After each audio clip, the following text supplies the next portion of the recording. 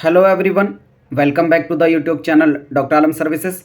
I am Mohammad Uwais Alam, final year MBBS student at government medical college Fatehpur. तो अभी इस video में बात करने वाला हूं एक बहुत ही इंपॉर्टेंट टॉपिक के बारे में, जो कि सभी MBBS स्टूडेंट के लिए बहुत ज़्यादा इंपॉर्टेंट है। वो चाहे अभी जस्ट मेडिकल कॉलेज में पहुंचे हों, यानी फर्स्ट ईयर वाले हों, या second year, third year, fourth year, या फिर जिनका MBBS कंप्लीट हो चुका है, उन सब के लिए भी। और इसमें डिटेल में मैं डिस्कस करने वाला हूं कि MBBS कंप्लीट करने के बाद एक स्टूडेंट के पास, एक डॉक्टर के पास क्या क्या अपॉर्चुनिटीज़ रहती हैं।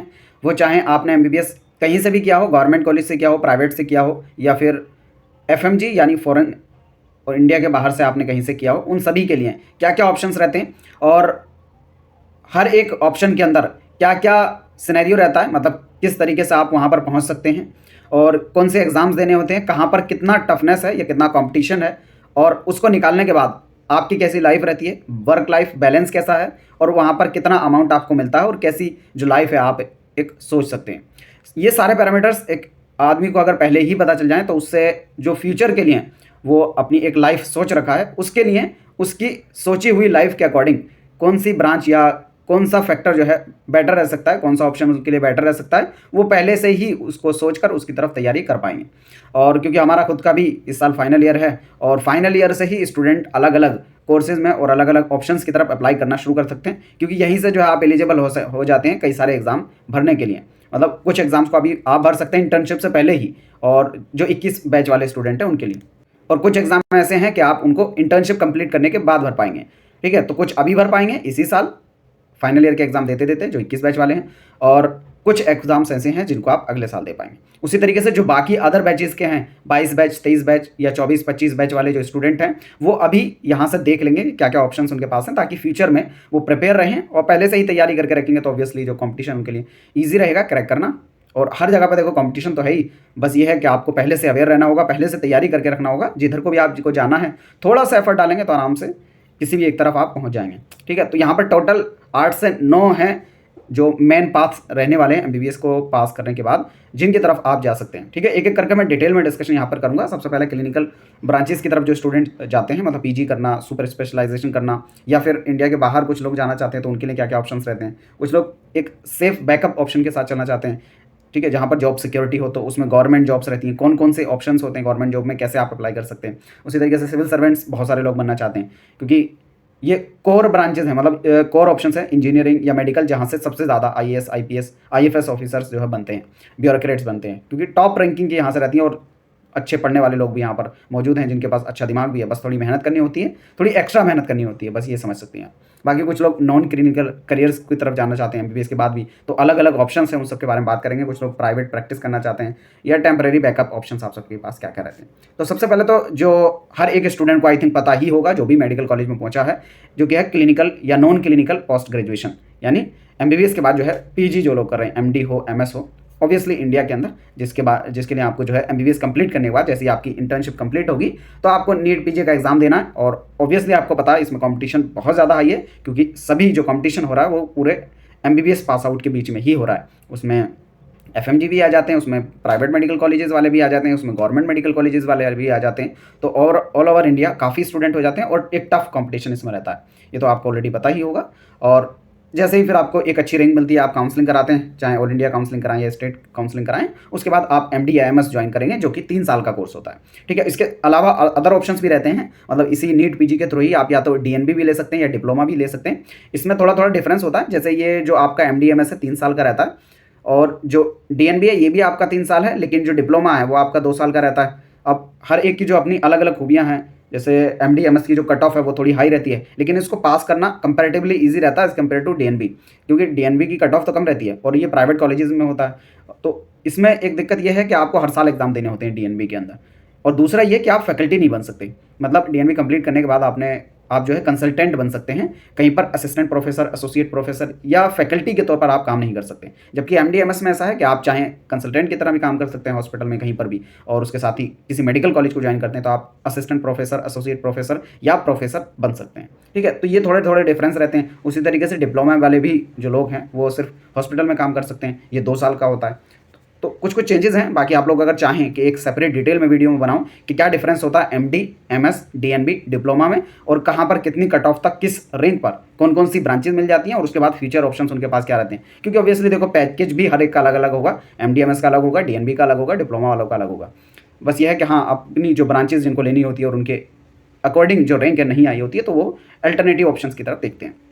सैलरी की अगर आप बात करोगे एमडीएमएस के बाद तो लगभग 60,000 से लेकर 1.5 लाख पर मंथ तक की आपको जो है रेसिडेंसी के दौरान, यानी जब आप पीजी कर रहे होंगे उस टाइम पे मिल जाती है। और पीजी जैसे ही आपका कंप्लीट होता है तो मेजॉरिटी जगहों पर आपको 1 लाख से 5 लाख तक की जो सैलरी मिल जाती है। इसमें भी आप लोअर रेंज ही लेकर चलिए कि 1 से 1.5 लाख तक ही आपको शुरू में मिलेगी, और जैसे ही आप सीनियर कंसल्टेंट बनते हैं तो आपका जो अमाउंट बढ़ता जाएगा 2 लाख, 3 लाख, 4 लाख। अब जैसे जैसे जितने सीनियर होंगे उसके हिसाब से मिलता है। ये 20 तो बहुत ज़्यादा हो गया, लेकिन फिर भी हाँ जो रेडियो वाले होते हैं तो उनको, या न्यूरो या कार्डियो वाले, अब कितना आप काम करते हैं उस पर भी डिपेंड करता है। स्पेशली प्राइवेट वालों में, जो गवर्नमेंट सेक्टर है उसमें तो एक फिक्स्ड अमाउंट रहता है कि ये सैलरी मिलनी है तो मिलनी है। कोई प्रोफेसर है तो उसकी ये सैलरी है, मतलब जो पे स्केल है वो, चाहे आप किसी भी सब्जेक्ट के हों, चाहे आप कार्डियो के हों, चाहे आप न्यूरो के हों, चाहे आप एनाटमी के भी हों, तो एक पे स्केल रहता है। तो गवर्नमेंट में तो फिक्स है, लेकिन प्राइवेट में स्पेशली जो लोग ज्वाइन करते हैं वहाँ जो आदमी जितना काम करेगा उसके हिसाब से पाएगा। या अगर अपना खोल लेते हैं तो उसमें तो काफ़ी अलग अलग रेंजेस रहती हैं जितना आप चला पाएँ।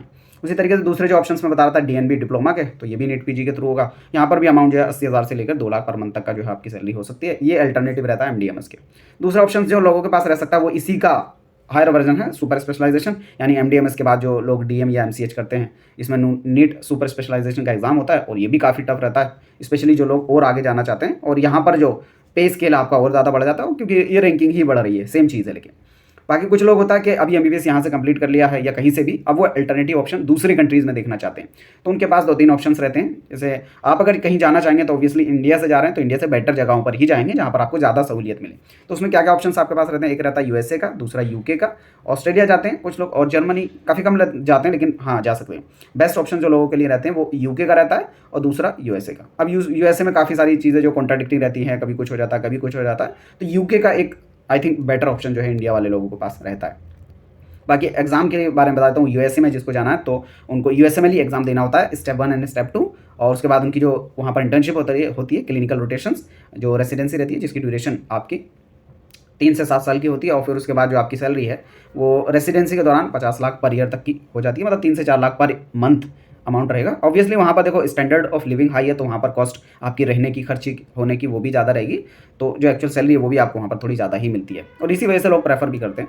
और स्पेशलिस्ट जैसे ही आप बनते हैं तो 1.5 से 4 करोड़ तक का आपका जो है अमाउंट जा सकता है पर ईयरली। यूके में अगर आप बात करेंगे तो आपको जो एग्ज़ाम है वो प्लैब देना है, और यहाँ पर जो सैलरी है फर्स्ट ईयर से लेकर आपको 30 लाख पर ईयर से शुरू हो जाती है, लगभग 2 से 3 लाख रुपए पर ईयर पर मंथ आपको जो है यहाँ पर मिलेगी। और पर ईयर का देखेंगे तो लगभग 30 लाख तक का जो अमाउंट रह सकता है। जैसे ही कंसल्टेंट बनते हैं तो 1 करोड़ प्लस तक का आपका जो अमाउंट पहुँच सकता है। ऑस्ट्रेलिया के अंदर आपको एएमसी एग्जाम देना है, और इसमें सैलरी आपकी 1 से 3 करोड़ तक की रह सकती है जैसे ही आप कंप्लीट वहाँ से पीजी करते हैं। उसी तरीके से जर्मनी का, यहाँ से बहुत ज़्यादा लोग लेकिन जर्मनी को प्रेफर नहीं करते।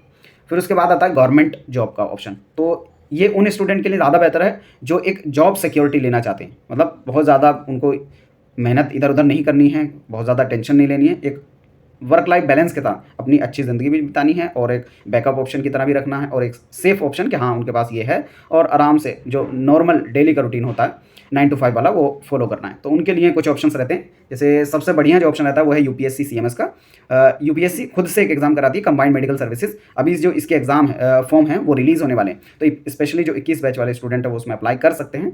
कब से अप्लाई कर पाएंगे, वो 10 मार्च से जो है इसके फॉर्म शुरू हो जाएंगे, 10 या 11 मार्च। एक बार मैं आपको जो है इसका फॉर्म दिखा देता हूँ। जो कैलेंडर है यूपीएससी का वो आ चुका है।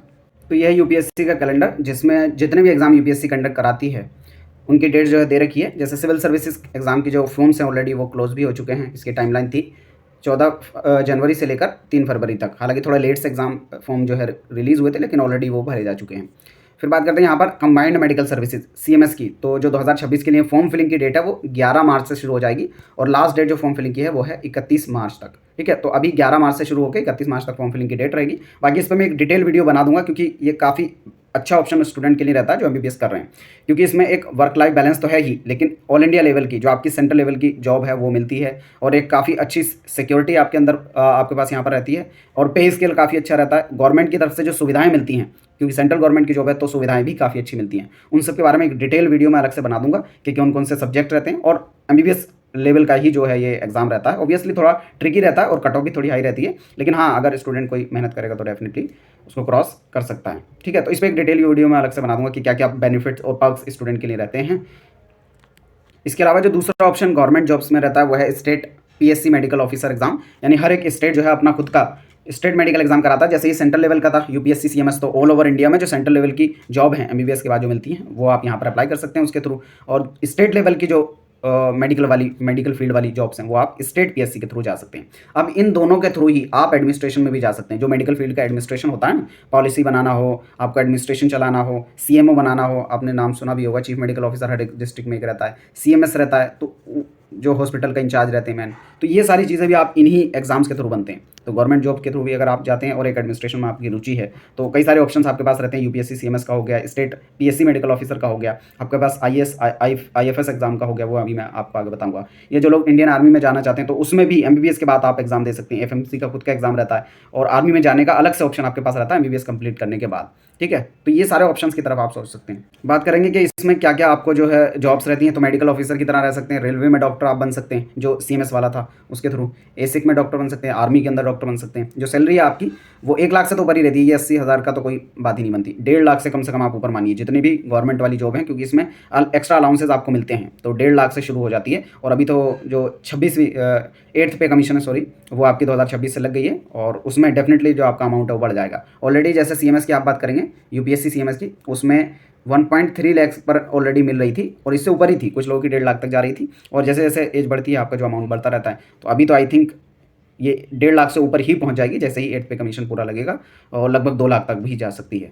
और इसमें क्योंकि कई सारी जो पेंशन है उसकी आपकी जुड़ी रहती है, जो हाउस अलाउंस है वो रहता है, जॉब सिक्योरिटी रहेगी और वर्क लाइफ बैलेंस आपका काफ़ी अच्छा रहता है। तो जो गवर्नमेंट जॉब की तरफ जाना चाहते हैं उनके लिए काफ़ी अच्छा ऑप्शन हो रहा था। और इन सभी एग्जाम्स में जो स्टूडेंट अभी 21 बैच वाले हैं वो अभी से अप्लाई कर सकते हैं, क्योंकि वो एलिजिबल हो चुके हैं। इंटर्नशिप्स कंप्लीट होने से पहले ही आप एलिजिबल हैं, आप अप्लाई कर सकते हैं। जैसे ही इंटर्नशिप कंप्लीट होगी डायरेक्टली आप जाकर ज्वाइन कर पाएंगे, अगर आपने पहली बार में एग्जाम को क्रैक कर लिया तो। अदर ऑप्शंस रहते हैं नॉन क्लिनिकल ऑप्शंस में, जिसमें आप एमबीए कर सकते हैं और मैनेजमेंट के अंदर आप पहुंच जाएंगे, हॉस्पिटल मैनेजमेंट। उसमें चाहे आप अपना करें या प्राइवेट जो हॉस्पिटल्स रहते हैं, बड़े बड़े हॉस्पिटल्स, वहाँ पर आप जो है एज अ सीईओ हॉस्पिटल के बन सकते हैं, या उसका मैनेजमेंट में आप जा सकते हैं, फार्मा के मैनेजमेंट में जा सकते हैं, या इंश्योरेंस सेक्टर में जा सकते हैं। यहाँ पर अमाउंट भी आपका 8 से 30 लाख पर ईयर तक का रहता है। एमपीएच के थ्रू आप जो है पब्लिक हेल्थ में जा सकते हैं, जो बहुत सारे एनजीओ रहते हैं, या WHO वर्ल्ड हेल्थ ऑर्गेनाइजेशन जो बहुत सारे प्रोजेक्ट लाती है उन सब में आप काम कर सकते हैं। गवर्नमेंट के जो प्रोग्राम्स रहते हैं उसमें काम कर सकते हैं। सैलरी यहाँ पर थोड़ी कम ही रहेगी, लेकिन यह है कि ये घूमने वाले आप समझ सकते हैं कि ऐसी जॉब्स रहती हैं जहाँ पर आपको ज़्यादातर घूमने के लिए मिलता है। 50,000 से 2 लाख पर मंथ तक की जो आप सैलरी यहाँ पर एक्सपेक्ट कर सकते हैं। जिन लोगों को रिसर्च में इंटरेस्ट है तो आप रिसर्च की तरफ भी जा सकते हैं। इसमें मेडिकल रिसर्च में आप CSIR नेट के थ्रू या ICMR JRF के थ्रू अलग अलग जगहों पे काम कर सकते हैं, साइंटिस्ट की तरह, या क्लिनिकल ट्रायल्स में बहुत जगह काम कर सकते हैं। सैलरी यहाँ पर भी थोड़ी कमी रहती है, लगभग 60 से 65 हज़ार नॉर्मली आप समझ सकते हो। हालांकि ये अपर लिमिट इन्होंने 2 लाख तक दिखा रखी है, लेकिन कोई मतलब नहीं है। ज़्यादातर लोगों को जो है मेडिकल रिसर्च में जो है 60 से 70 हज़ार तक की ही सैलरी देते हैं। फिर मेडिकल टीचिंग में आप जा सकते हैं, MD MS किया, उसके बाद आप एज अ फैकल्टी ज्वाइन कर सकते हैं, असिस्टेंट प्रोफेसर बन सकते हैं, और सैलरी यहाँ पर अच्छी मिलती है आपको। मतलब मान सकते हैं कि 1.5 लाख से ऊपर ही शुरू होगी आपकी असिस्टेंट प्रोफेसर में, ये 70 हज़ार का कोई मतलब नहीं है। ठीक है, और फिर उसके बाद आता है फार्मा इंडस्ट्री। फार्मा इंडस्ट्री में आप मेडिकल एडवाइज़र या ड्रग सेफ्टी ऑफिसर बन सकते हैं। यहाँ पर भी अच्छा अमाउंट आपको मिलता है, स्पेशली इसमें जो फार्मा वाले PG करके स्टूडेंट होते हैं वो लोग जाते हैं। मेडिकल राइटिंग में आप जा सकते हैं, इसमें अमाउंट थोड़ा कम ही रहेगा और बहुत अच्छा ऑप्शन नहीं है। बाकी जो खुद का कंटेंट क्रिएशन कर रहे हैं वो तो उसमें जा सकते हैं, उसमें तो सिर्फ मेडिकल नहीं, कोई भी फील्ड का स्टूडेंट आदमी जा सकता है। ठीक है, इसमें अलग अलग तरह के ऑप्शन आपके पास रहते हैं। काउंसलिंग के थ्रू आप लॉन्च कर सकते हैं, अपने कोर्सेज़ को लॉन्च कर सकते हैं, और इसमें भी अच्छे ऑप्शंस आपके पास रहते हैं कमाई करने के भी, और खुद का काम होता है, खुद की तरीके से जो आप अपना स्टार्ट कर सकते हो, उसमें किसी का कोई दबाव नहीं रहता। बाकी प्राइवेट प्रैक्टिस, ये तो सबने सुना ही होगा कि अगर कहीं कुछ नहीं करना, अपना खुद का करना है तो आप अपना खुद का खोल सकते हैं। MBBS के बेस पर भी अपना क्लिनिक डाल सकते हैं, या PG करने के बाद भी डाल सकते हैं। और क्योंकि प्रेजेंट सिनेरियो ऐसा है, ज़्यादातर लोग जो स्पेशलाइजेशन या सुपर स्पेशलाइजेशन करने के बाद ही फील्ड में उतरते हैं, क्योंकि अभी का जो लेवल है वो इतना कम हो गया है कि जस्ट MBBS के बाद अगर आप हॉस्पिटल खोलते हैं तो काफ़ी दिक्कतें होंगी, ज़्यादा लोग आएंगे भी नहीं, ट्रस्ट भी नहीं है, और वाला लेवल भी पहले वाला नहीं रहा है स्किल आने का। तो आपको PG करके प्राइवेट सेक्टर में जाने का मतलब खुद का सेटअप डालने का ज़्यादा बेटर ऑप्शन है। बाकी कुछ टेम्प्रेरी बैकअप ऑप्शन रहते हैं, ये तो सभी के लिए, मतलब इसमें आप कुछ भी नहीं करेंगे तब भी अपने आप इसमें पहुंच जाएंगे। JRship कहीं भी ज्वाइन कर सकते हैं, कोई एग्ज़ाम वगैरह नहीं होता है, जस्ट डॉक्यूमेंट दिए, एक छोटा सा इंटरव्यू हो जाता है उसके थ्रू आप। और जो लोग बॉन्ड में हैं वो तो ऑलरेडी डायरेक्टली उनको कुछ एग्जाम भी नहीं देना, जैसे यूपी के अंदर गवर्नमेंट कॉलेज से जो लोग कर रहे हैं उनको 2 साल का बॉन्ड है और अमाउंट भी अच्छा खासा है। मेडिकल कॉलेजेस के अंदर लगभग 90,000 से लेकर 1 लाख तक का जो है अमाउंट मिल रहा है यूपी गवर्नमेंट के अंदर बॉन्ड के अंदर ही। और बाकी जो लोग पीजी के लिए प्रिपेयर कर रहे हैं उसमें वो प्रिपेयर कर ही सकते हैं। तो ये सारे ऑप्शंस थे। आप सबको इन सब में कौन सा ऑप्शन अच्छा लगता है और किसके बारे में आप चाहते हैं कि डिटेल में वीडियो बनाया जाए। हालांकि मैं सोच रहा हूँ कि कम से कम यूपीएससी सीएमएस वाला जो है इस पर थोड़ा डिटेल में वीडियो बनाई जाए, क्योंकि काफ़ी अच्छा ऑप्शन रहता है और इसमें लोग अप्लाई कर सकते हैं। ठीक है, बाकी इसके अलावा आपकी कोई क्वेरी या डाउट बचता है नीचे कमेंट बॉक्स में बता सकते हैं। मिलते हैं नेक्स्ट वीडियो में, तब तक के लिए थैंक यू।